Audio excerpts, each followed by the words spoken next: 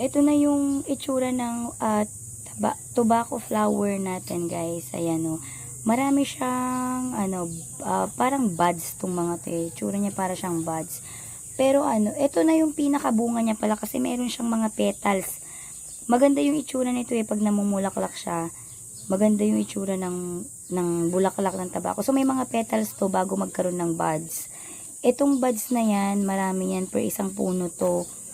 Tapos tingnan natin yung isang buds.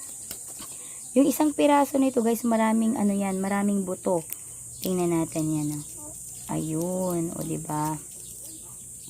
Yan yung seeds ng tabako na ipantatanim ulit natin sa next season. So, ito, guys, binibilad yan sa araw. Sinasandra yan hanggang sa tuyong-tuyo na siya. Tapos, pag natuyo na, saka naman tatanggalin. Pag natuyo na, saka naman tinatanggalin, iniipon yung mga seeds niyan. Tapos, hinahaluan ng insecticide, pesticide, bago ilagay sa bote para hindi langgamin.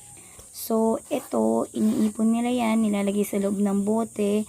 Tapos, sa next season, mga bare months, October, November, pagkatapos ng anihan ng palay, pag ready na ulit yung bukid, ito po ay pinupunla. Ayan, pinapatubo yan. Tapos, pag lumaki na siya ng mga, pwede nang iripat, mga ganito kahaba. Yun, tinatanim na po siya sa bukid. So, ito na yung ating tobacco flowers. So, that's all for today's video, guys. See you ulit sa susunod nating vlog.